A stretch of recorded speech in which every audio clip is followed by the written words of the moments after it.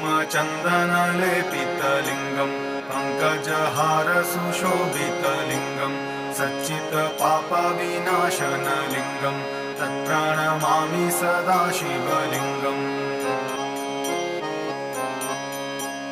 देवगणार्चितसेवितलिङ्गं भावैर्भक्तिभिरेव च लिङ्गं दिनकरकोटिप्रभाकरलिङ्गं तत्प्रणमामि सदा शिवलिङ्गम्। अष्टदलोपरिवेष्टितलिङ्गं सर्वसमुद्भवकारणलिङ्गम् अष्टदरिद्रविनाशितलिङ्गं तत्प्रणमामि सदा शिवलिङ्गम्।